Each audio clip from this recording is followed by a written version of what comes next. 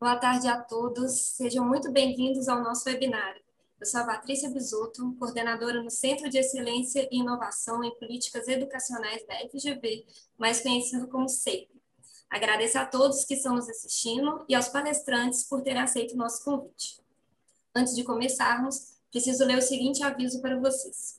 As manifestações expressas por integrantes dos quadros da Fundação Getúlio Vargas e por convidados que participam dos eventos e transmissão online representam exclusivamente as opiniões dos seus autores e não são necessariamente a posição institucional da FGV. Reiteramos também que todos aqui presentes concordaram em participar deste evento de forma espontânea e, com isso, autorizam o uso de sua imagem para essa transmissão, que ficará disponível posteriormente nos canais oficiais da FGV. Este é o nosso segundo webinário de 2021, que tem como tema o ensino híbrido. Contaremos com a presença da nossa diretora, a professora Cláudia Coxim, da diretora-presidente do Centro de Inovação para a Educação Básica, CIEB, Lúcia Delanildo, do presidente da Multirio, Paulo Roberto Miranda, e do secretário de Educação do Paraná, Renato Feder. Quem estiver nos assistindo pelo Zoom, já pode enviar as perguntas pela ferramenta Q&A, na parte inferior aqui da tela. Este webinar está sendo transmitido ao vivo pelo YouTube da FGV, mas as perguntas poderão ser feitas apenas pelo Q&A, ou seja, aqui pelo Zoom. Se você se inscreveu, o link para a sala do Zoom foi enviado para o seu e-mail. Entre lá para poder enviar suas perguntas para os nossos palestrantes. Nosso webinário hoje vai contar com duas etapas. Na primeira, teremos a apresentação da diretora do CEIP, a Cláudia Coxim, e dos nossos três convidados. Na segunda, nossos palestrantes responderão as perguntas enviadas aqui pela plataforma. Convido, então, a nossa anfitriã, a professora Cláudia Coxim, para dar as boas-vindas. Professora, a senhora tem 5 minutos. Pois não, é um prazer abrir esse segundo webinário do CEIP esse ano. O Centro de Excelência e Inovação em Políticas Educacionais vem acompanhando muito de perto o que se passa nas várias redes. Precisamos de reflexões úteis para o momento que o Brasil vive. E, nesse sentido, eu agradeço aos palestrantes que aceitaram participar, a Lúcia Delanhello, já foi mencionada, presidente do CIEB, o Renato Feder, secretário de Educação do Estado do Paraná, e o Paulo Miranda, presidente da Multirio. A nossa reflexão de hoje sobre ensino híbrido tem um particular sentido, porque na medida em que depois de viver um ano inteiro com boa parte das escolas públicas brasileiras fechadas, e não quer dizer que a aprendizagem não aconteceu, porque alguma forma de aprendizagem foi garantida por 82% dos municípios em casa e por todas as secretarias estaduais de educação, nós nos vemos agora com a perspectiva e com já os retornos que aconteceram de redes estaduais e algumas municipais, com a perspectiva de, ao ter que dividir as turmas para diminuir os tamanhos e permitir distanciamento social, de introduzir um incipiente ensino híbrido, em que as crianças e jovens terão aulas uma parte do tempo na escola de forma presencial e uma parte do tempo em casa, com várias abordagens aí associadas. A importância de discutir como fazer isso e como, eventualmente, num eventual novo fechamento, estaremos prontos para fechar e jogar essa aprendizagem toda para casa. O que aconteceu em outros países nos faz pensar em múltiplas possibilidades. O Brasil, isso já dissemos no outro webinário, ficou 40 semanas com as escolas fechadas. É um dos países no mundo, dada a gravidade da nossa pandemia, também dadas algumas decisões que foram tomadas, que ficou mais tempo distante da aprendizagem presencial.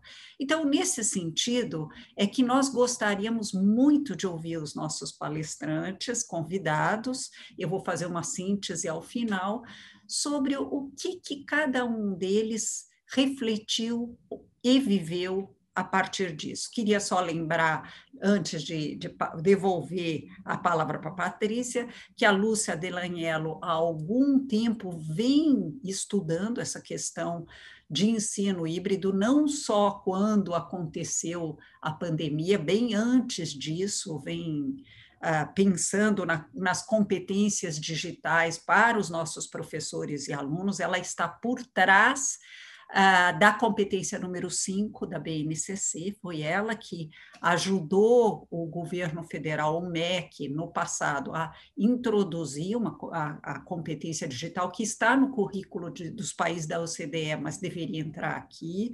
O Paulo Roberto Miranda, que tem esse desafio de conectar a televisão com aplicativos na oferta de aprendizagem remota, mas também, quando houver a volta às aulas no município do Rio, no processo de ensino híbrido, e o Renato Feder, que lidera uma rede em que 95% dos alunos estiveram na plataforma digital sistematicamente durante o período de fechamento das escolas, e que agora já vê as suas escolas estão abertas novamente, dentro do processo escalonado e em rodízio, e vem usando essas ferramentas para um ensino híbrido. E aqui queremos também fazer um caveat pequeno, dizer que nós não estamos usando o termo ensino híbrido com a precisão maior do termo, na acepção mais restrita do termo, mas num sentido mais amplo de um aprendizado para que no futuro isso seja um ensino híbrido para valer em todas as redes. Patrícia, devolvo a você. E um ótimo seminário webinário para todos. Muito obrigada, professora. Agora eu passo a palavra para a Lúcia Delaniello, diretora-presidente do CIEB. Quem estiver assistindo pelo Zoom, pode enviar as perguntas aqui pela ferramenta do Q&A. Lúcia, a senhora tem 15 minutos, quando faltarem 2, eu aviso. Ótimo, obrigada. Obrigada, Cláudia, pelo convite para estar aqui. E eu acho que vai ser uma conversa muito interessante com o olhar do Feder, que está agora o secretário na frente, tendo que liderar num momento tão incerto, e do Paulo Roberto, que já tem uma história, né? A Multirio tem uma história de produção de recursos educacionais digitais e de mídia para aprendizagem. E boa tarde a todos vocês que estão nos assistindo. Esse tema ensino híbrido, eu acho que é muito importante nós conversarmos sobre o que é ensino híbrido agora, no começo de 2021. 2020 foi o ano da resposta. Ninguém esperava a pandemia e todos os secretários de educação, todos os professores tiveram que responder a uma situação inesperada, não planejada, que nós não tínhamos desenvolvido as condições para responder à altura dos desafios que nos foram impostos. Mas 2021 não pode ser mais um ano de resposta. 2021 tem que ser um ano de transformação. Tem que ser um ano onde a gente pega tudo que a gente aprendeu, tudo que nós sofremos para poder mudar, e a gente realmente aproveita essa grande crise para trazer para a educação as transformações que já deveriam estar acontecendo na educação. Então, se a pandemia vai deixar alguma coisa de positivo, tem que ser esse legado de aprendizagem, de transformação da educação. Eu vou pedir licença para compartilhar com vocês a minha tela, para a gente ir refletindo juntos sobre o que é realmente ensino híbrido e o que nós podemos fazer nas redes de ensino hoje, para poder implementar o melhor ensino híbrido possível. Como a Cláudia falou, nós vamos, e eu vou discutir aqui, aplicar e implementar ensino híbrido é uma tarefa complexa, mas nós temos que ir aprendendo a como fazer isso de uma maneira incremental, aprendendo com os nossos erros para podermos avançar. O CIEB, desde 2016, trabalha para trazer essa cultura de inovação e uso da tecnologia na educação brasileira. Nós percebíamos que a tecnologia estava causando impactos positivos e negativos em todos os setores da sociedade e que nós deveríamos, preparar as escolas para educar os estudantes com todas as ferramentas disponíveis para a sociedade no século XXI, que muitas delas dependem e são permeadas por tecnologia. Nós trabalhamos com o conceito de escola conectada, muito antes da pandemia, e pensando que uma escola conectada não é aquela apenas que tem conexão com a internet. É uma escola que tem uma visão estratégica e planejada para a incorporação da tecnologia no seu currículo e nas práticas pedagógicas adotadas por seus professores, que tem uma equipe de gestores e professores com competências digitais, que tem um conjunto de recursos educacionais pré-selecionados e alinhados com seu currículo e objetivos de aprendizagem, e, claro, que tem equipamentos e conectividade adequada para poder usar essa tecnologia. E o ano passado, o ano de 2020, como eu disse, foi o ano da resposta, nós vimos que era preciso também incluir essa dimensão da capacidade de oferecer ensino híbrido, integrando momentos presenciais e remotos, utilizando tecnologias para ampliar o tempo, o espaço e o ritmo de aprendizagem dos estudantes. Eu queria destacar, gente, que quando a gente fala de ensino híbrido, ele não é só a soma do presencial com o remoto. Ele é uma nova maneira de pensar a educação que nos ajuda a enfrentar um desafio que o Brasil já tinha antes da pandemia, que era ampliar a jornada de aprendizagem. Os estudantes brasileiros, quando comparados a estudantes de outros países, são aqueles que talvez ficam menor tempo engajado em atividade de aprendizagem. Então, a gente precisava ampliar, e todos os nossos esforços eram para oferecer educação integral em tempo integral. Mas a tecnologia e o ensino híbrido pode ser uma maneira de ampliação dessa jornada, sem que necessariamente a gente precise ampliar todo o tempo a infraestrutura da escola para poder receber os alunos em tempo integral. Ou então, ser um passo inicial para essa caminhada que a gente quer, sim, claro, o ensino integral para todos os estudantes brasileiros. Mas o que eu queria destacar é que esse conceito de escola conectada, ele tem 4 pilares muito claros que precisam ser endereçados para que a gente consiga fazer ensino híbrido, que é a visão. Então, qual é o conceito de ensino híbrido que essa escola, que essa rede de ensino vai adotar? Quais são as competências necessárias para que os professores consigam ensinar com ensino híbrido? Quais são os recursos educacionais digitais que nós temos e devemos pré-selecionar para implementar esse ensino híbrido e a infraestrutura necessária? Então, a primeira ponto que a gente tem que pensar é o que a Cláudia já introduziu, que é o que é esse conceito de ensino híbrido, eu trouxe esse estudo aqui porque é exatamente aquilo que eu falei, Agora, vamos usar a experiência da resposta que nós tivemos durante a pandemia para repensar a educação. Então, a escolarização, a educação foi interrompida, ela foi impactada muito pela pandemia, mas é também um momento, nos momentos de crise, que a gente tem as oportunidades de repensar a educação. E em uma dessas áreas que a gente pode repensar é desenvolver o ensino híbrido nas escolas, porque assim como a pandemia, vão ter outros eventos climáticos, outros eventos que a gente já consegue prever que as escolas talvez precisem fechar e que a gente tem que garantir a continuidade da aprendizagem, mesmo com as escolas fechadas. E é importante a gente entender, quando a gente fala do ensino híbrido, nós estamos falando de várias engrenagens, não é só o remoto e o presencial. Então, essa ideia que um professor está dentro da sala de aula, filmando a sua aula com 50% dos alunos presenciais e 50% ou 70% e 30% em casa, não é a melhor forma de ensino híbrido. Aliás, eu vou defender aqui que isto não é ensino híbrido e que a gente está perdendo, ao fazer isso, todas as qualidades do ensino online e todas as qualidades do ensino presencial, porque o professor nem está focado e desenvolvendo estratégias de aprendizagem para aqueles alunos que estão ali com ele, e nem está nem usando a linguagem corporal necessária para que a aprendizagem online seja bem-sucedida, seja efetiva. Então, o ensino híbrido ele requer um planejamento próprio, e ele é a integração de momentos, ele não é a simultaneidade de abordagens pedagógicas. Se o ensino híbrido não mexer com a proposta pedagógica e com o tipo e modalidade de experiência de aprendizagem do aluno, ele não é híbrido, ele só é uma mesma modalidade sendo distribuída de formas diferentes para alunos. É preciso mexer em todas essas engrenagens para implementar o ensino híbrido, né? Nós temos que colocar o estudante no centro, então não é como o professor dá aula, é como o aluno aprende.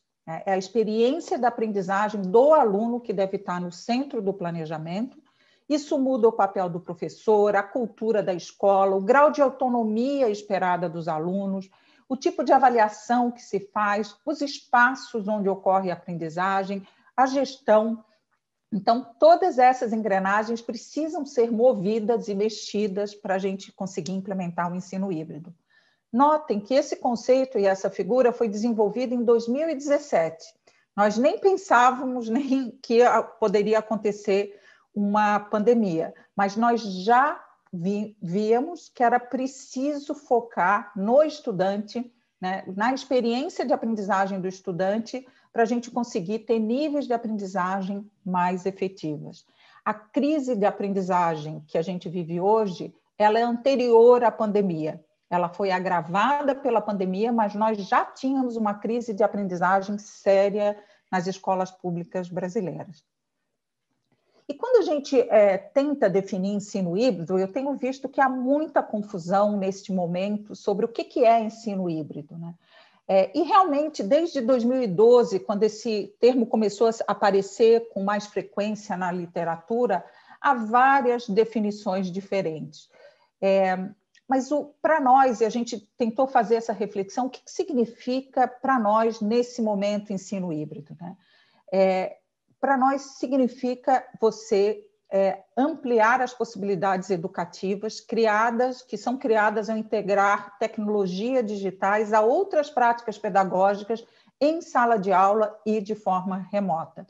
Então, quer dizer, diferentes abordagens pedagógicas sendo combinadas, sendo integradas, não simplesmente superpostas ou sobrepostas. Elas são integradas por meio de um planejamento pedagógico, onde o professor pensa quais são os objetos de aprendizagem que podem ser melhor trabalhados de forma online, autônoma pelos alunos, e quais são aqueles momentos de aprendizagem que são muito essenciais que serem feitos de forma presencial, né? Então, o que deve nos guiar por esse conceito de ensino híbrido é que ele deve permitir ampliar e diversificar a jornada de aprendizagem do estudante dentro e fora da escola. Então, essa pergunta, todos vocês, secretários, gestores, devem estar se fazendo. Essa maneira com que eu estou organizando a educação que a gente vai oferecer aos nossos estudantes, está ampliando as oportunidades ou está restringindo as oportunidades de aprendizagem? Eu estou conseguindo diversificar. Nós sabemos hoje que os estudantes aprendem melhor de maneiras diferentes, né? A neurociência mostra para nós que cada um de nós tem uma maneira diferente de aprender. Será que eu estou oferecendo essa diferenciação de abordagens pedagógicas para atender os meus estudantes, meus diferentes estudantes? Então, essa discussão a rede precisa ter, a escola precisa ter. Qual é o nosso conceito de ensino híbrido? Ele está permitindo ampliar e diversificar a jornada de aprendizagem dos nossos estudantes ou não? Se não tiver, vale a pena voltar e fazer uma reflexão mais profunda, porque o ensino híbrido, a meta, o grande objetivo do ensino híbrido é isso, é ampliação e diversificação das experiências de aprendizagem dos alunos por meio de diferentes abordagens pedagógicas. O outro mito que eu gostaria de desfazer é que o ensino híbrido é sempre remoto, que ele é a união do presencial e do remoto.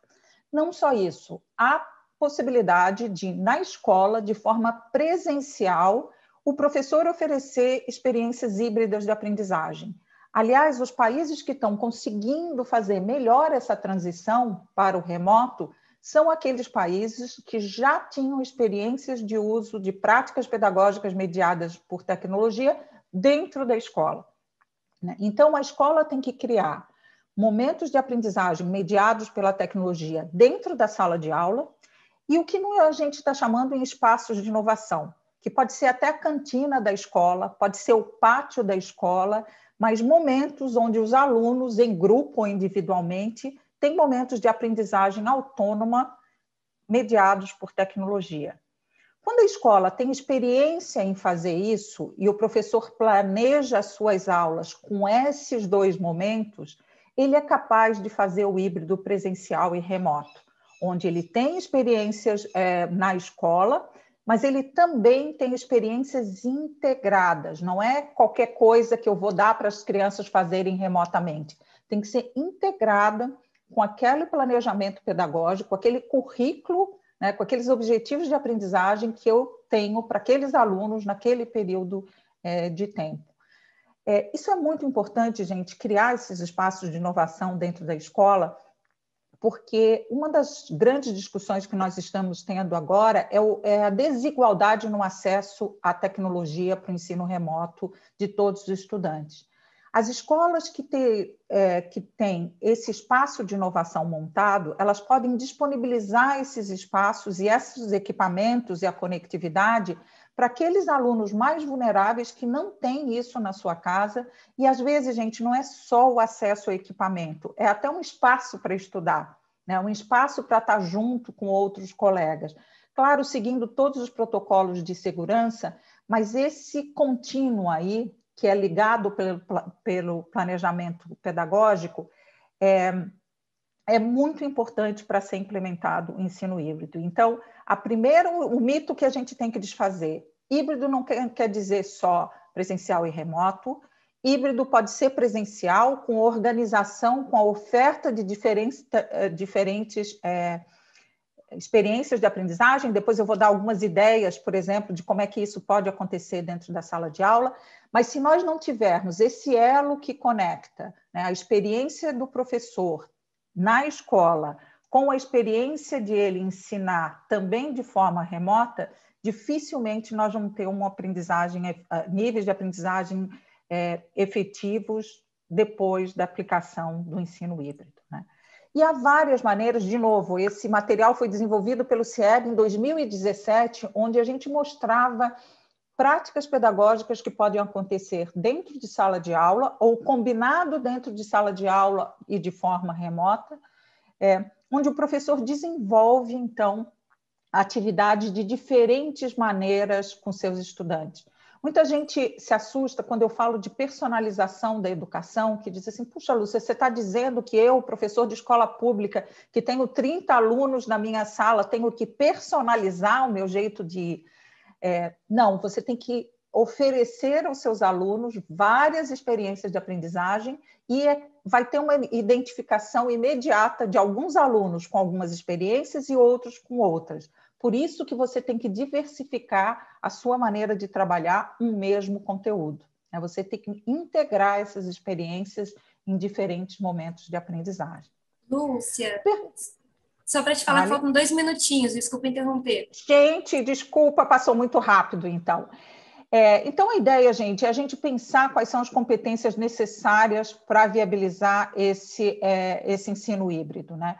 Nós mapeamos essas competências e temos dados hoje de mais de 65 mil professores, mas o que eu queria assinalar para vocês é que o nível necessário para que um professor consiga fazer realmente um ensino híbrido de qualidade é quando ele está no nível de integração das tecnologias na sua forma de ensinar.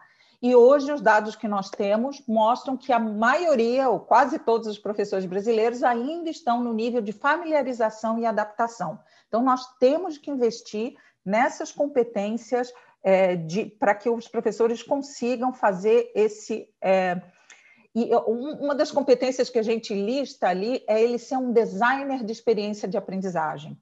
É ele saber, no seu planejamento pedagógico, desenhar diferentes experiências de aprendizagem com o mesmo objetivo, né?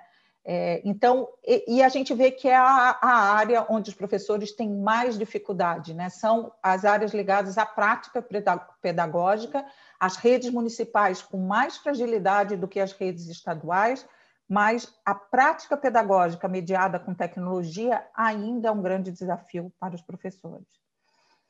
O segundo ponto, não vou entrar nessa questão de como desenvolver essas competências, o segundo ponto é que a gente precisa ter cuidado ao escolher os recursos educacionais digitais que serão utilizados no ensino híbrido. Não é qualquer coisa que eu baixo na internet e mando para os alunos que significa ensino híbrido. A boa notícia é que no Brasil nós temos já um mercado de edtechs muito interessante, com muitas soluções. A má notícia é que as secretarias têm tido grande dificuldade em escolher e comprar esses recursos educacionais digitais para serem utilizados e disponibilizados para os professores.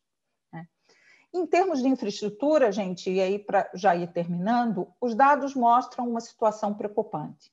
Há uma infraestrutura mínima necessária para que uma escola consiga fazer ensino híbrido. E os dados que nós temos, que são de 2018, mas eu acho que não mudaram muito, mostram que apenas 29% das escolas brasileiras têm esse nível de infraestrutura que permitiria que elas oferecessem ensino híbrido. Esse dado é coletado de 2 em 2 anos pelo CIEB, nós temos dados de todas as redes, uma amostra representativa de todas as redes nacionais, e a gente vê que ainda a maioria das escolas está no nível básico, que significa o uso de tecnologia menos de 1 dia por semana por aluno, né? Então, realmente, a gente não pode caracterizar isso ensino híbrido. E, para terminar, gente, eu acho que está claro para todos nós que a educação do século XXI requer escolas conectadas e estudantes conectados, mas que fazer essas duas ações requerem estratégias diferentes, né? Uma está ligada à política educacional e a outra está ligada a programas sociais, como o Bolsa Família, de estímulo à inclusão digital de famílias e estudantes. Então, para terminar, o que a gente precisa fazer para a gente conseguir implementar o ensino híbrido este ano, né, 2021, ser o ano da virada, o ano da transformação para a educação brasileira? Nós precisamos garantir recursos educacionais digitais de qualidade e alinhados à BNCC para as redes de ensino, não deixar que cada um se vire, procure quando quiser essas tecnologias, desenvolver competências digitais de gestores e professores na formação continuada e inicial, depois eu ia falar um pouquinho disso, investir em infraestrutura adequada, em equipamentos e conectividade para as escolas, para serem utilizados nas salas de aula e em outros espaços da escola, como nos espaços de inovação, e incluir acesso subsidiado à internet e equipamentos para estudantes de baixa renda em programas sociais como o Bolsa Família. Essa é uma estratégia de política social alinhada com a ideia que uma escola bem equipada é capaz de se abrir para receber aqueles estudantes que não têm nenhum espaço adequado para estudar, nem acesso à tecnologia.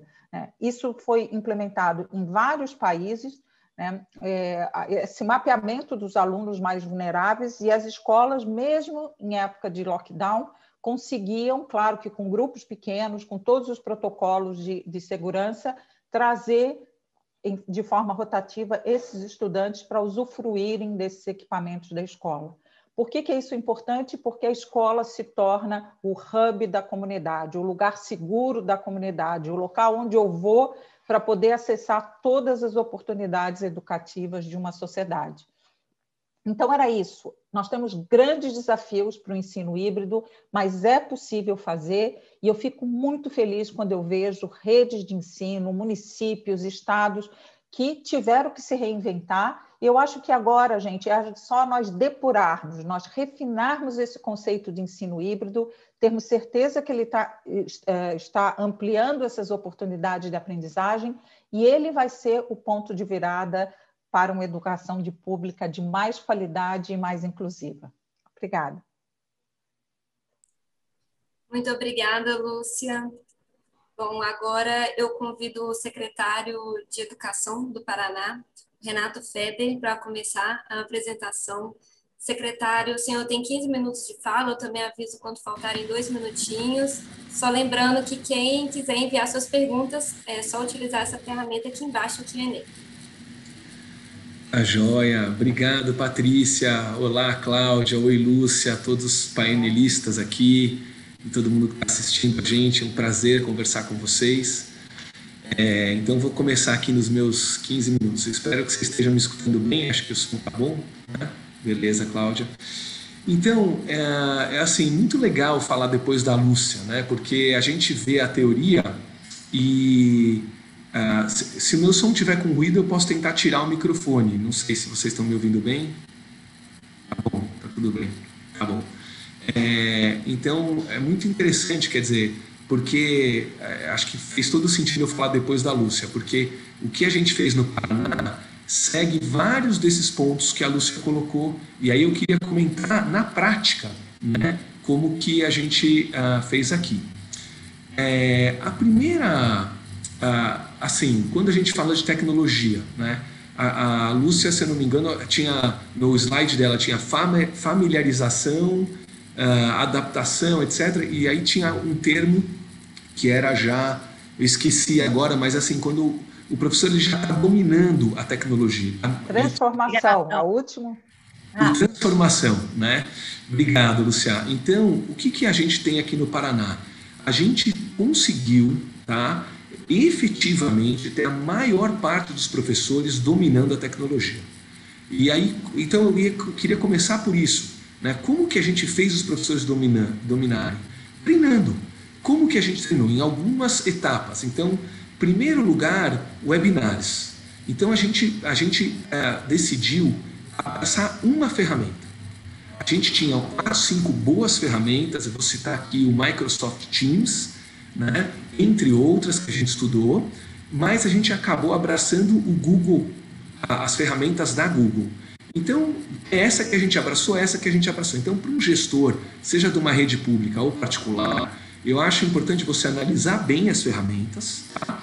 E escolher uma e ir com ela abraçado. Então, no caso do Paraná, e a gente está muito feliz, a gente abraçou as ferramentas da Google, né? E seguiu. Não, Teams é ótima, você pode abraçar Teams, Microsoft Teams tem outras também, gratuitas, pagas, mas escolha uma ferramenta e fique com ela. E aí a gente começou a treinar. E um dos nossos segredos foi acompanhar como era esse treinamento e a gente sempre pedia para os professores fazerem, né, darem aulas. E a ferramenta da Google, ela permite que tudo que aconteça na plataforma, a gente visualize. Então, esse foi um segredo para a gente conhecer o que acontece aqui no Paraná. E a gente fez isso com os professores e também fez com os alunos. Então, eu queria uma parte da minha fala. A Cláudia já conhece isso, porque eu já mostrei para ela algumas vezes, mas eu queria dedicar primeiro a 2020, o que aconteceu, e como que a gente vai lidar com a tecnologia em 2021, que são momentos diferentes. Então, 2020 foi praticamente tudo online, e em 2021 a gente vai ter a tecnologia e aula híbrida, né? Então, a gente vai ter parte dos alunos na escola, parte em casa, mediados pela tecnologia. Em 20, a gente fez questão de acompanhar o desenvolvimento dos alunos e dos professores. O que aconteceu? A gente viu o interesse dos alunos. Então, quando a pandemia entrou, a gente orientou os alunos, vão para o YouTube, vão para a TV, vão para o aplicativo e a secretaria das aulas. Então, eram aulas feitas, uma aula de português de 6º ano para todos os alunos de 6º ano, uma aula de matemática, vamos pôr para o 8º ano, para todos os alunos. E assim foi. Só que com o tempo a gente foi perdendo visualização, né? Nos meses de maio, junho, e a gente começou a ficar preocupado e foi treinando os professores para eles darem videoaulas. E treinamento, e cobra, e pede, e ajuda, e apoia. com essa ferramenta, para saber quais professores a gente já estava empoderando e quais ainda não. E olha só o gráfico dos alunos que assistiam às aulas dos seus professores. Tá? Então, o que a gente viu no segundo semestre, né, foi muito que a Lúcia já teorizou, né, quer dizer, já projetou e já disse que era o que ia acontecer. É muito difícil o aluno estudar sozinho. Ele precisa do professor perto dele, um professor empoderado, esqueci o termo, Lúcia, de novo, familiarizado. Né? Familiarizado e sabendo usar as tecnologias. Então, os alunos no segundo semestre no Paraná, eles, embora o YouTube, o aplicativo tivessem qualidade, ele não estava no YouTube, nem na TV, nem no aplicativo. Ele estava com o professor dele. As lições de casa se mantiveram altas, tá?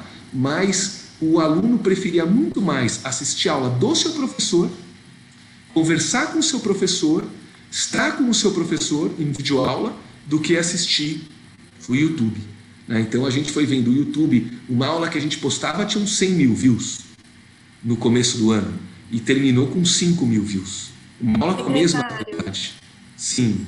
2 minutinhos, desculpa interromper. Tá bom. E aí, em 21, a gente deve, então, fazer um modelo que é a aula híbrida, tá? Então, na pandemia, em 21, como que a gente vai funcionar? Cada escola irá se transformar num centro de transmissão de aulas. As aulas ocorrerão na escola, dada pelos professores, mas uma parte dos alunos assistirá em casa, ou 3G gratuito, ou internet, ou 3G gratuito pelo Estado, via a ferramenta Google. Então, a gente tem a maior parte dos professores da rede já capacitados, treinados, e continuam treinando, né? Aqueles que têm dificuldade no começo, a gente vai apoiar, mas é isso que a gente espera na pandemia. Agora, eu queria terminar falando mais duas coisas. Primeira, ao dar uma aula mediada pela tecnologia, não tem limite de qualidade. Então, o que a gente está fazendo aqui? A gente está pesquisando na internet como secretaria as melhores ferramentas. Quais são as melhores ferramentas disponíveis? Khan Academy, GeoGebra, Google Expeditions, museus, né? Vários museus são abertos. Então, os nossos professores estão craques.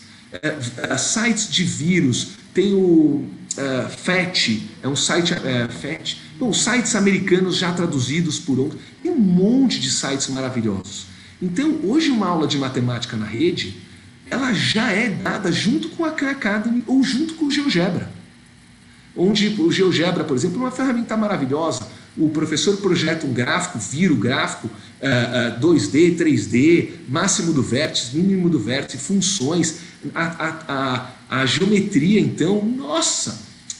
Então a gente tem já um percentual muito alto dos nossos professores, não dando aquela aula antiga, mas já usando as ferramentas que a tecnologia permite. A gente treina o professor, a gente tem um programa de formação de professores muito bom, com cada vez mais professores, e a gente, então, empodera esses professores para que as aulas sejam realmente tecnológicas, né? Usando essas ferramentas, algumas pagas a gente está licitando, a gente licitou uma plataforma de programação, vamos licitar agora a plataforma de matemática, plataformas pagas, mas tem muita coisa boa gratuita.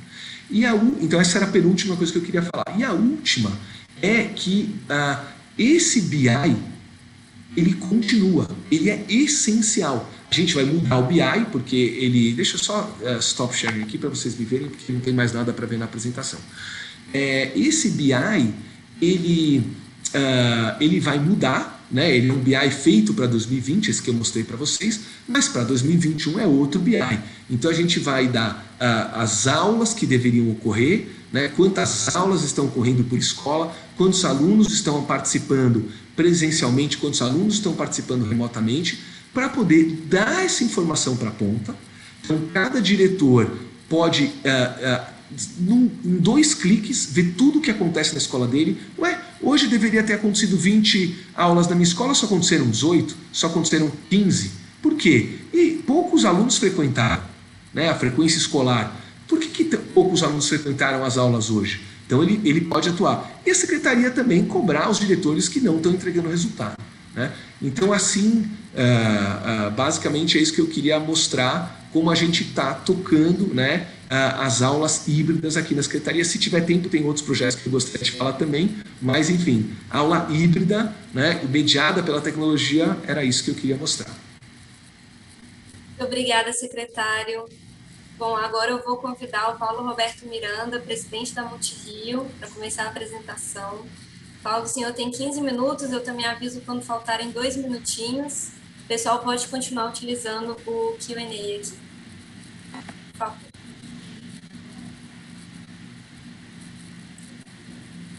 Bom, meu boa tarde a todas e todos. Em primeiro lugar, queria agradecer a minha querida amiga Cláudia pelo convite para compartilhar nossas experiências no enfrentamento desse grande desafio, né, que é implantar o ensino híbrido na rede pública municipal da cidade do Rio de Janeiro. Eu quero dizer também da minha satisfação em compartilhar esse webinário com a Lúcia e com o Renato e aprender com eles, né? A Cláudia fez menção, eu trabalho a minha vida toda com tecnologia, especialmente tecnologia da informação, mas esse foco, né, na educação é bem recente, né? E foi um convite do secretário Renan Ferreirinha que eu vim aqui para o Rio tentar dar uma contribuição nesse grande desafio, né, que a cidade do Rio de Janeiro enfrenta. As medidas, né, de combate à propagação do vírus afastaram as crianças e jovens da escola e obrigaram a rede de ensino a buscar alternativas para não privá-los das oportunidades de aprendizado e de formação. E, ao mesmo tempo, manter, né, a sua proteção, manter o distanciamento social. Esse é um dos desafios apresentados pela pandemia e que atinge diretamente as atividades da Multirio. Né? Para aqueles que não conhecem, a Multirio é uma empresa, é a empresa de multimeios da cidade do Rio de Janeiro, né? Ela é focada no desenvolvimento de recursos de multimídia, né, para a educação pública da cidade do Rio de Janeiro. Né? A rede municipal do Rio de Janeiro, que é a maior da América Latina, representa um enorme desafio em tempos normais. Né? São 1.543 unidades de ensino, com mais de 40 mil professores e 650 mil alunos, né, frequentando essas escolas.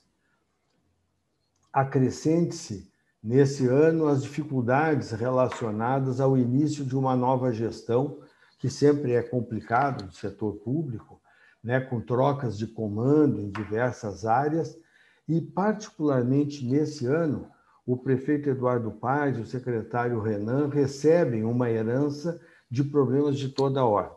Né? Não quero aqui entrar nesse tipo de discussão, mas, assim, tem fatos que interferem nesse processo, que é ter prestadores de serviços sem receber há meses, né? Atingindo a limpeza, a manutenção das escolas, merenda escolar e outros serviços essenciais, e ter as escolas fechadas desde março de 2020, algumas em situação de abandono, além dos problemas normais de manutenção, muitas sofreram vandalismo e depredação.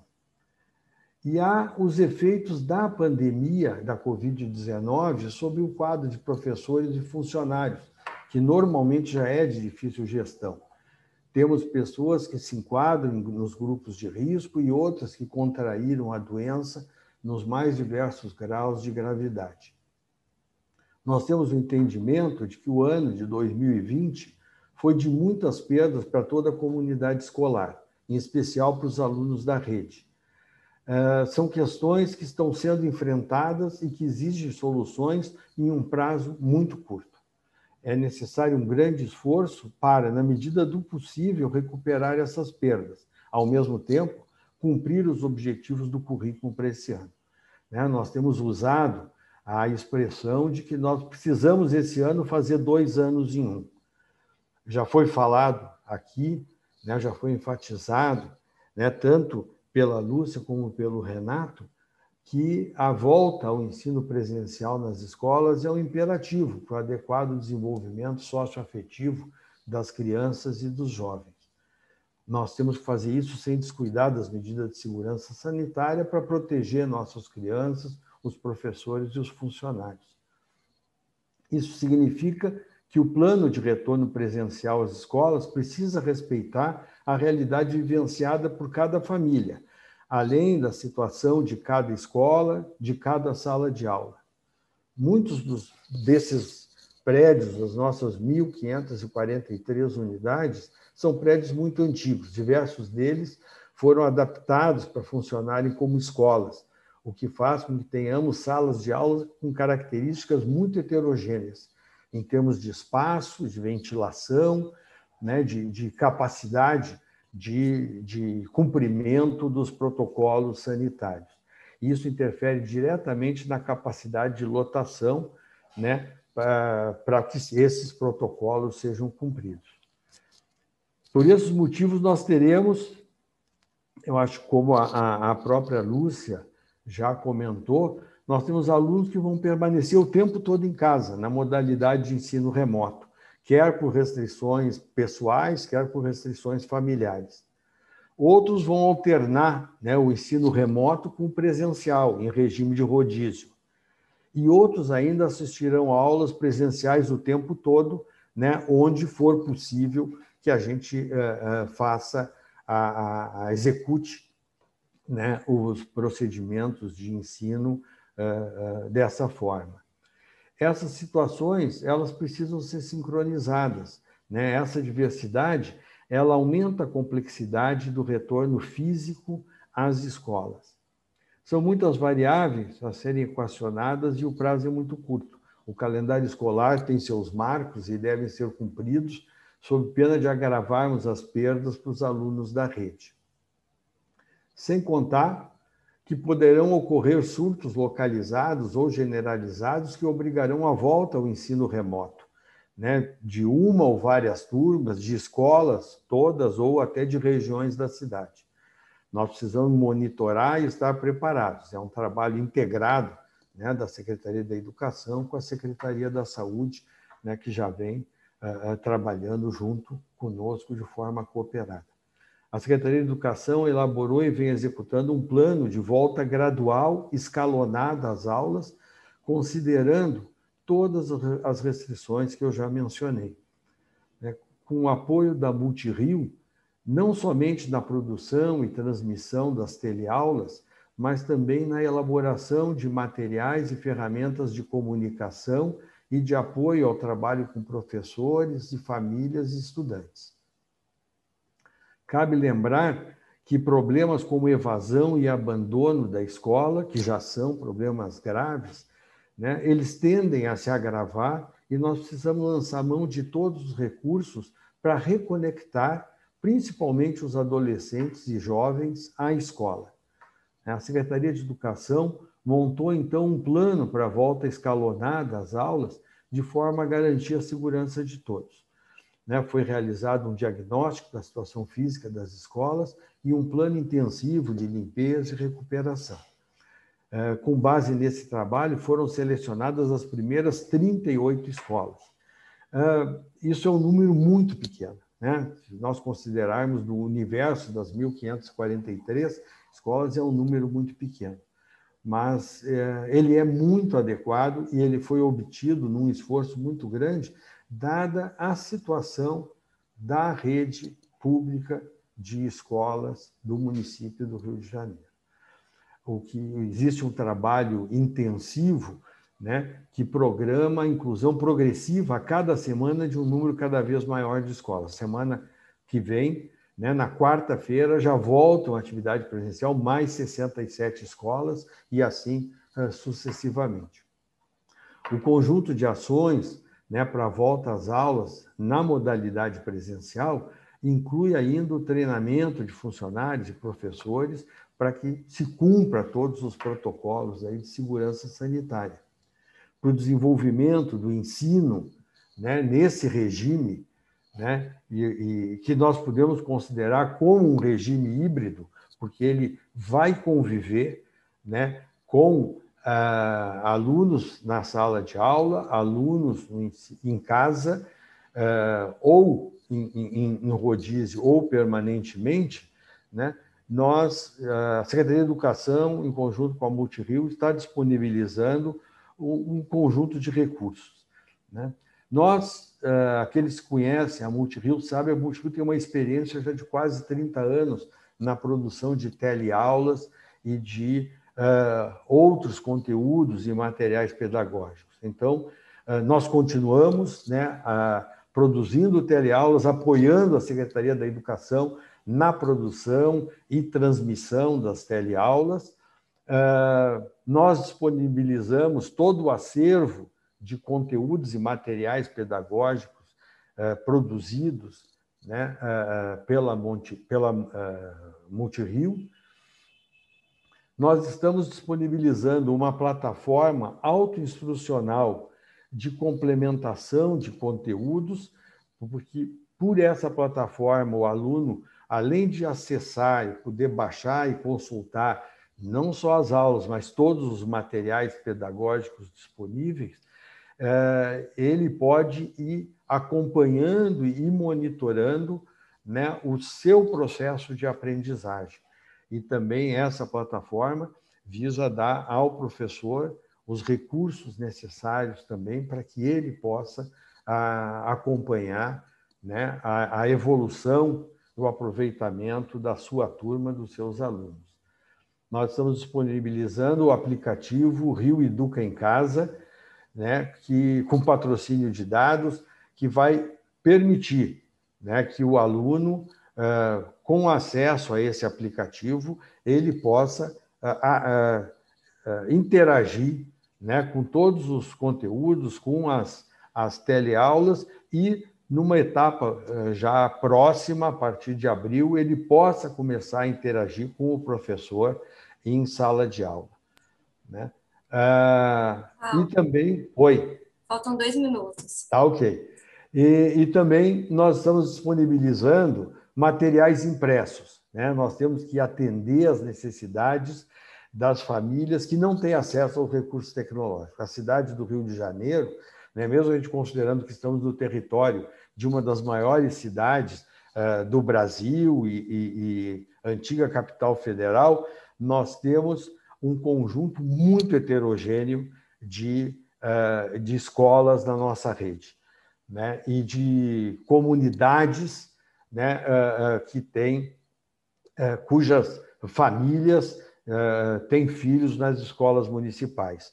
Então, nós temos desde áreas, né, de classe média, que têm todos os acessos à tecnologia, como nós temos áreas bastante remotas e com muita carência e que precisam ter acesso a conteúdos impressos. Essa é uma jornada que está se iniciando. Nós temos um longo caminho pela frente. Infelizmente, né, diferente do Paraná, nós poderíamos ter aproveitado melhor a experiência de 2020 para construir o nosso caminho hoje, né?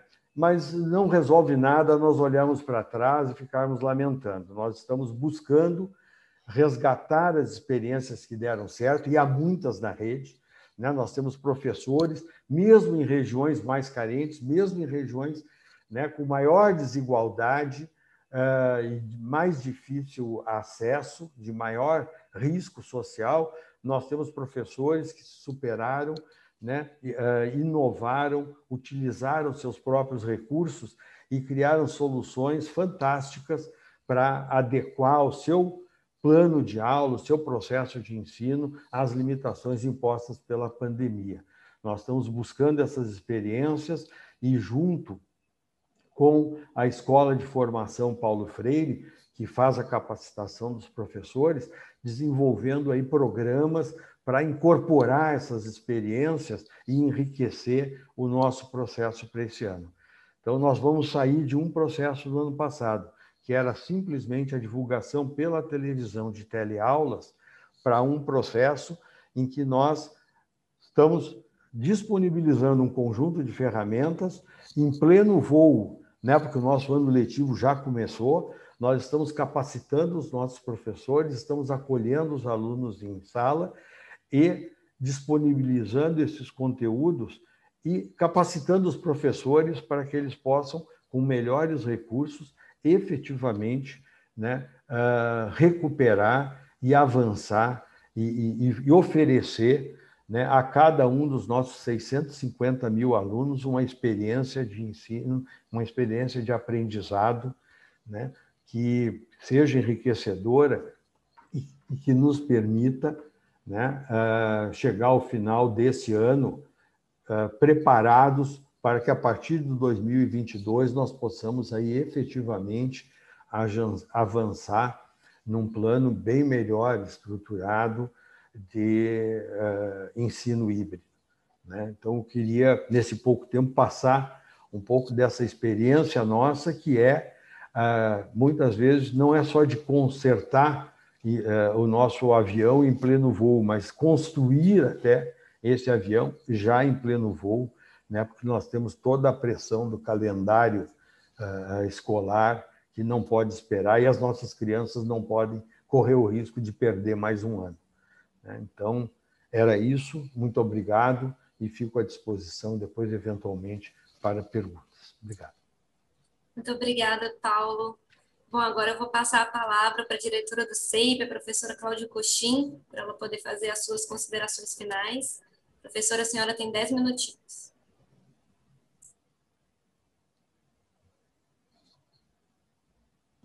Pronto.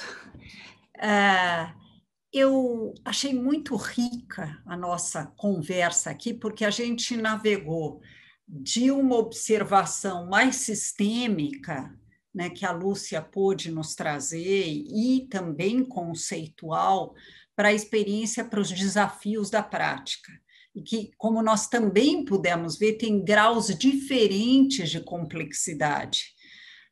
Uma coisa são os governos estaduais que não tiveram descontinuidade durante esse período, então o que vinha avançando pôde ser incorporado nesse começo de 2021, a outra onde houve profundas descontinuidades, e esse é um caso particular no Rio de Janeiro, onde, de fato, as escolas não só ficaram fechadas como nos outros lugares, mas ficaram abandonadas, que é uma outra questão. Mas eu queria começar falando que o CEIP, o centro que eu presido na Fundação Getúlio Vargas, junto com uma equipe muito bacana, a Patrícia, a Tássia, que também é a gerente executiva, né, do CEIP, ele integra uma iniciativa chamada OTEC, Observatório pela Tecnologia, no BNDES, que é onde também temos a Lúcia Delagnello, né? O papel do CEIP é construir, coordenar o TEC e acompanhar o que vem acontecendo numa iniciativa do BNDES que se chama Educação Conectada, que foi criada pré-pandemia, e justamente para garantir que essa falta de conectividade, essa falta de familiaridade, para usar o termo que a Lúcia usou, com a tecnologia, tanto pelos professores quanto pelos alunos, possa ser trabalhada de maneira adequada. Afinal, somos a 9ª economia do mundo em termos de PIB, e não faz sentido que nós olhemos para a tecnologia como uma coisa tão desafiadora, ela pode ser algo que em situações como essa, e já vivemos situações como a da pandemia antes, qualquer gestor escolar ou qualquer gestor educacional deve ter vivido a situação de escolas que vivem em áreas conflagradas, então que há tiroteios e durante alguns dias não há aula, escolas que pegam fogo, escolas que vivem as situações mais díspares e que impedem que durante alguns dias o processo natural de ensino-aprendizagem aconteça. Então, a tecnologia pode e deve ser uma aliada nesse caso, mas não só nesse caso. Como a Lúcia pôde nos mostrar, o ensino híbrido não quer dizer só uma combinação de trabalho na escola e em casa. Quer dizer muito mais que isso. Pode ser dentro da escola, um professor que consegue diversificar as abordagens, remetendo, por exemplo, à aula expositiva, para equipamentos que podem estar na escola, e a criança ou o jovem aprende de uma maneira até gamificada determinados conceitos, ou assiste um vídeo curado por seu professor, para que a exposição seja bem feita, e depois o professor trabalha no melhor do seu potencial, que é assegurar a aprendizagem com base nos conceitos aprendidos, porque, afinal, como eu sempre tenho falado nesses nossos webinários, o principal papel do professor é formar para a autonomia e formar para uma autonomia pensante, ou seja, para que o aluno possa ser um pensador independente, que não precise depender no futuro de guias geniais das massas ou do que o grupo de WhatsApp disse, que ele possa formular seus próprios juízos. Então, isso é um ponto muito importante e é muito bom participar dessa iniciativa. O que a Lúcia me trouxe de muito positivo é essa mensagem, é, na verdade, uma visão de vamos tornar 2021, depois de tanto sofrimento que nós tivemos, o Paulo Miranda falou de perda de... professores ficaram doentes, perdas de vida, sofrimentos os mais variados, perdas de aprendizagem. Vamos... Em vez de só olhar para o passado, vamos olhar para 2021 como o ano da transformação, porque é nas crises que aparecem as oportunidades. A humanidade, quando é tirada da sua zona de conforto, ela é obrigada a inovar, ela é obrigada a incorporar, a se abrir para o novo, para novos procedimentos. Então, eu acho que isso foi muito positivo. A ideia também da gente seguir de uma maneira incremental, aprender fazendo na construção de um ensino híbrido. Às vezes a gente olha as definições conceituais mais completas de ensino híbrido, como a Lúcia nos mostrou, e fala assim, mas isso não dá para acontecer. Ninguém... tem algumas narrativas paralisantes que dizem assim, mas é porque vocês não conhecem a minha escola. Tem 40 alunos na sala, não tem nada que funcione, e às vezes até exageram, vamos ser honestos, né, na descrição, como se a escola particular fosse maravilhosa e a escola pública fossem todas um desastre, coisa que não é verdade. Há escolas que não têm uma infraestrutura digna e há escolas que estão em condições melhores do que algumas particulares, vamos ser honestas. Eu passei minha vida percorrendo escolas e vi escolas de todo jeito, inclusive na África, onde eu vivi por um ano e onde eu percorri muitas escolas, a todo tipo de escolas públicas. Mas, em todo caso, quando a gente olha modelos muito complexos, a gente fala assim, mas não dá para fazer. Dá sim, desde que a gente tenha uma forma incremental, como foi dito pela Lúcia, para construir isso. Isso passa... por trabalhar com o professor de uma outra maneira. Eu acompanhei muito, e falei disso no último webinário, esse grande esforço do professor para oferecer aprendizagem em casa de maneiras que ele não estava preparado. e ninguém estava preparado. E vamos ser honestos, né, Renato? Nem os secretários estavam preparados para lidar com essa emergência. E nessas condições, nós todos tivemos que nos abrir para o novo, nós todos tivemos que nos adaptar e nós todos acumulamos aprendizagens. Essas aprendizagens vão nos permitir que em 2021 a gente olhe de uma outra maneira para o que aconteceu para 2020. 2020 não foi um ano perdido, foi um ano em que aprendemos muito, na dor, no sofrimento, mas aprendemos. Isso que nós aprendemos, nós temos que trazer para 2021.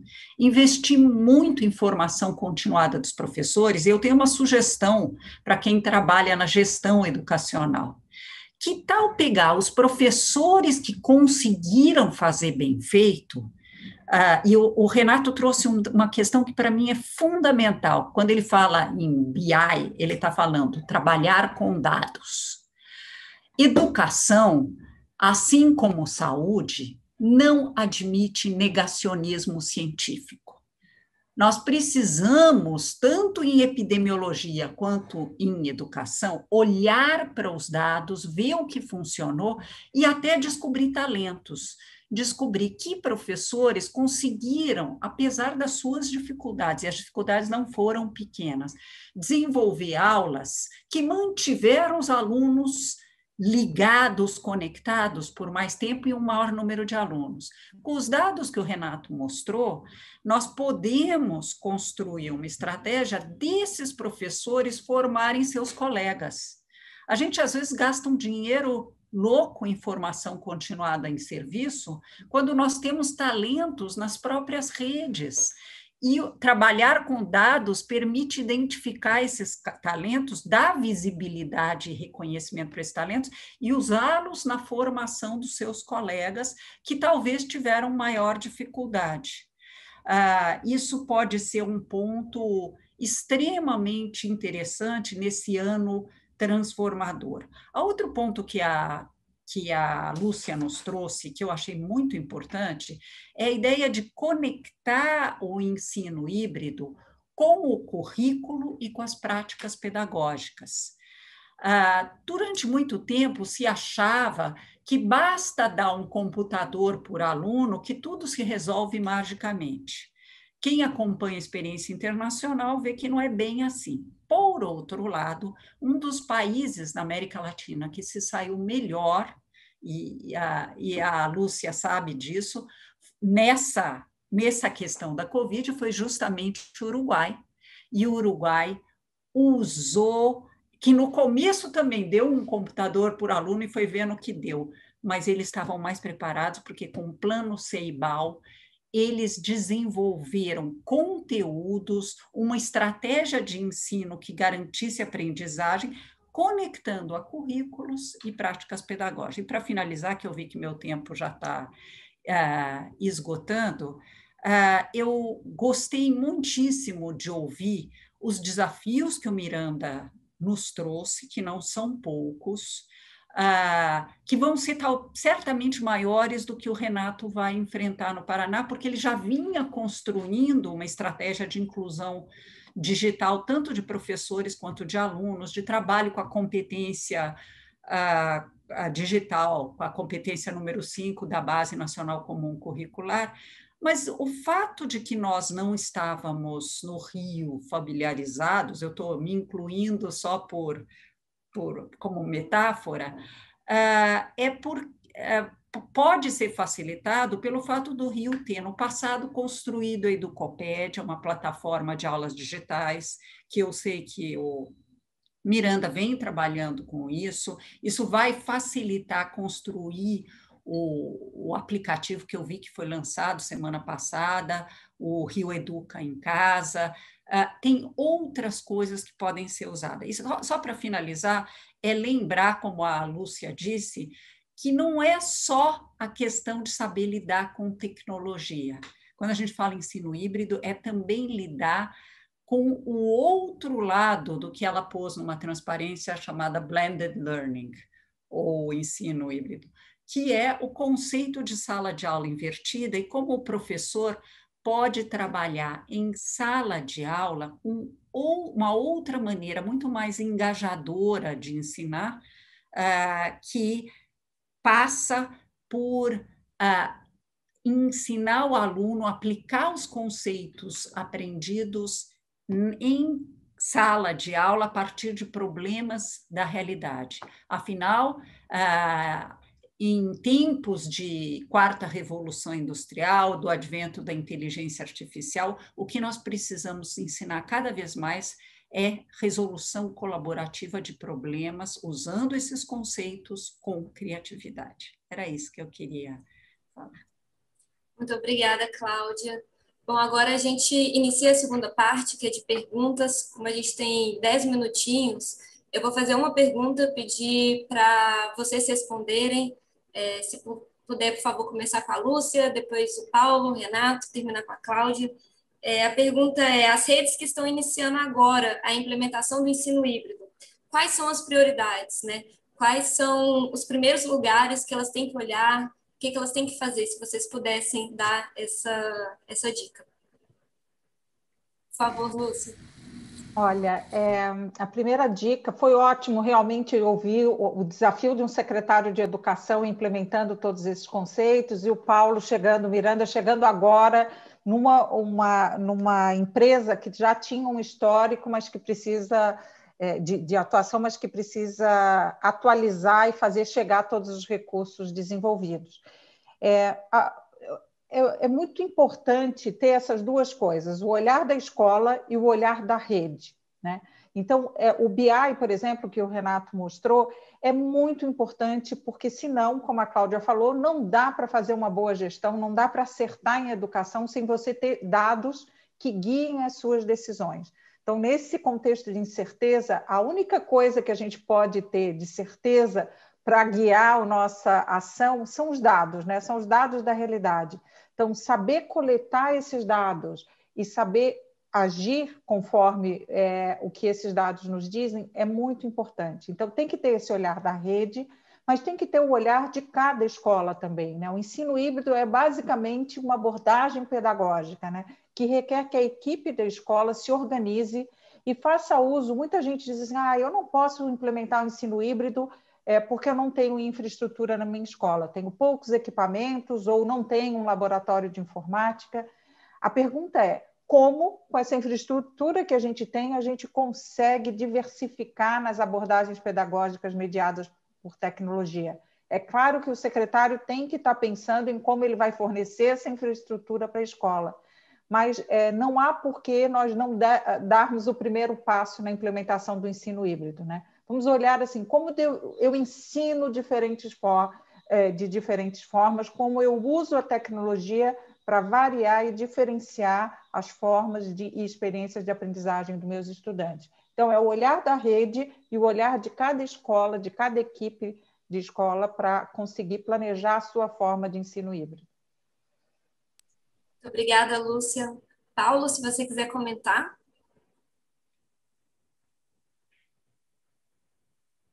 Acho que está no mudo. Tá, consegui. Eu vou dar... Eu não tenho muito assim a visão pedagógica, né? Não é o meu território. Então, mas eu acho que, sem me aprofundar na questão, eu acho que essa visão, né, da Secretaria da Educação, né, dos responsáveis pela educação na cidade ou no estado, essa visão de qual o ensino que nós queremos neste momento em que eu vou ter crianças em casa, crianças na escola, né? Eu, dentro do meu currículo projetado para as diversas, né, faixas etárias aí, como eu vou pensar, né, em executar aquele currículo utilizando esses recursos de apoio à educação, né? Então, acho que esse é um trabalho que ele não é um trabalho de tecnologia, ele é um trabalho de concepção, né, do modelo de currículo, de ensino, e tem que estar próximo, lógico, de algum apoio, né, de visão de recursos tecnológicos que podem ser agregados nesse processo. Isso é uma questão que eu acho que está antes de qualquer uma outra, até porque ela vai ter que ser ajustada, como disse bem a Lúcia, à realidade ou daquela escola ou daquela rede, né, dos recursos que a gente tem disponíveis. A partir disso, eu acho que é importante um segundo ponto, que é a gente entender qual é o perfil do meu conjunto de professores, né? Lógico, quanto maior a rede, isso é mais complexo, né? Como eu disse lá no começo, nós temos mais de 40 mil professores na rede do Rio de Janeiro. Certamente isso é um universo extremamente heterogêneo, tanto em termos de competências, né? Apesar de sempre ter tido essa atenção da Escola de Formação Paulo Freire e tal, mas, como a Cláudia disse bem há pouco, ninguém estava preparado para esse novo momento e nós temos que rapidamente, né, dar aos professores as competências necessárias para que eles possam trabalhar com seus alunos, com as suas turmas, com o seu plano de aula, nesse novo contexto, com esses novos recursos. E, para mim, tem um terceiro ponto que é importante, que nós temos que entender qual é a realidade da infraestrutura tecnológica da nossa rede, né? Nós temos esse problema, por exemplo, no Rio de Janeiro. Nós ainda temos informações relativamente precárias de qual é a realidade, né? Apesar de todos os investimentos feitos, o Rio teve um programa, a Cláudia citou muito bem, da Educopédia, que era um programa que aparelhou as escolas, né? Colocou à disposição recursos técnicos, metodologia de trabalho, etc. E, sabe, pelo descaso, pelo abandono, a gente não consegue nem nesse momento ter uma informação confiável de qual é a situação dessa infraestrutura em cada uma das escolas da cidade do Rio de Janeiro, né? Então, eu digo, a questão de entender qual é a condição da nossa infraestrutura e ter um plano que atenda o que eu quero fazer com os recursos que eu posso ter, né? Porque é isso, não tem como fazer mais. O importante de pensar essas coisas é para a gente não sair cumprindo uma agenda de fornecedor e não uma agenda da educação, que sempre é um risco muito grande, né? E aí, mesmo não estando militando ao longo da minha vida na área de educação, eu já vi isso acontecer muito na área da educação, né? A gente fazer altos investimentos cumprindo agendas que são agendas de fornecedores, de moda, né? E não um projeto educacional, pedagógico, coerente, né? E que aí vai buscar a tecnologia mais adequada para ele ser executado. Tá? Desculpa se eu me alonguei muito, mas é isso. Muito obrigada. Bom, a gente tem mais 3 minutinhos. Acho que se o secretário puder falar rapidinho para poder passar para a Cláudia. Tá bom, vou falar bem rapidinho. Para um secretário ou pessoa que trabalha com a educação, então, como fazer para os primeiros passos? Eu diria o seguinte, de forma bem pragmática, não é uma questão de orçamento, pegando um pouco no que o Paulo Roberto falou. Tá? Porque assim, você fala, eu preciso de milhares de computadores, preciso de gastar uma fortuna na internet. Não é o hardware o essencial. Tá?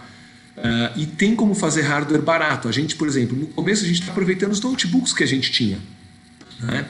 Então, não vai sair. A primeira coisa que você precisa fazer é não achar que precisa gastar muito dinheiro em hardware. Tá? O que você precisa é, em primeiro lugar, ter os diretores do seu lado. Tá? Se você tem uma rede municipal, tem 100 escolas, 100 diretores, ou 50 diretores, ou 500 diretores, não importa o tamanho. Você precisa combinar a estratégia com os seus diretores. Tá? A escola vai transmitir, né? Hoje você tem o PDDE, aqui a gente tem o fundo rotativo, então a escola tem orçamento. Você consegue fazer, entendeu? Com 2, 3, 4 notebooks e um pouco de internet, dá para você colocar a escola online. Então a primeira coisa que você precisa ter é diretores que topam e querem fazer e essa gestão, né? Então escolha o modelo e divida com os seus diretores, uma vez que eles entendam, vamos fazer isso, vamos transformar a escola num centro de distribuição, ou a primeira coisa que você precisa fazer é ter um plano simples, bem combinado com seus diretores e acompanhar a execução deles. Só para completar, Patrícia, aqui outros estados adotaram estratégias de comprar hardware para o aluno. Tá? No Paraná, a gente não tem benefícios a adotar uma estratégia dessa. São Paulo, por exemplo, adotou essa estratégia. Está dando dinheiro, o estado de São Paulo dá dinheiro para o aluno comprar hardware. Tá? Aqui a gente não tinha esse dinheiro. Não tinha. Então a gente conseguiu montar tudo isso sem comprar um celular, sem comprar um notebook. O que a gente paga é a gente faz um contrato com a operadora que paga o custo enquanto o aluno assiste a aula. Mas o que a gente tem aqui para conseguir isso? Gente boa, competente no time. Então, se você é um secretário, saiba se cercar de pessoas boas que consigam implementar boas ideias. Isso é muito mais barato e muito mais eficaz. Então, aqui, por exemplo, o contrato, somando todas as operadoras, tudo que a gente paga para os alunos acessarem todos os conteúdos, dá 0,01 ou menos do nosso orçamento, o que a gente paga para as operadoras. Obrigada, secretário. Cláudia? Então, eu vou falar bem rapidinho. Acho que o essencial foi dito, mas o importante em termos de prioridades é saber que não há bala de prata, que a abordagem vai ter que ser sistêmica. Roberto Miranda falou um pouquinho disso, e você vai ter que ter um duplo olhar. A escola, como disse a Lúcia Delagnello, e a rede. Não dá para pensar a escola como um feudo, mas o diretor escolar, o gestor escolar, tem que olhar para a criação de um time que navega junto, um espírito, uma cultura de colaboração dentro da sua escola, e o secretário, uma cultura de colaboração em rede, usando, quer dizer, com o apoio dos diretores de escola, para que o processo se construa. Lembrando uma frase da Lúcia na sua apresentação, que é o uso de outros espaços da escola. Aqueles alunos que não têm condição de ter acesso em casa, por que não trabalharem na cantina, com equipamentos da própria escola, ou na sala de leitura, ou nas que ainda têm laboratórios de informática? As opções são múltiplas. O que não pode é a gente embarcar em narrativas paralisantes que dizem que nada é possível. É preferível dar passos sequenciais e construir uma educação que, de fato, garanta aprendizagem a todos os alunos dentro do que as redes de ensino conseguem oferecer num ano de crise fiscal como que nós vivemos. Mas 2021 pode e deve ser o ano da transformação. Beleza, muito obrigada, Cláudia. Com isso, nós encerramos este webinário. Eu agradeço a todos que assistiram, aos nossos palestrantes por terem aceito o convite. Este webinário vai ficar gravado e disponível no nosso site, ceip.fgv.br. Pode aproveitar e conferir as nossas publicações. O nosso próximo evento já tem data marcada, no dia 8 de abril, às 14h. Fique de olho nas nossas redes sociais e não perca. Muito obrigada, gente, e até a próxima.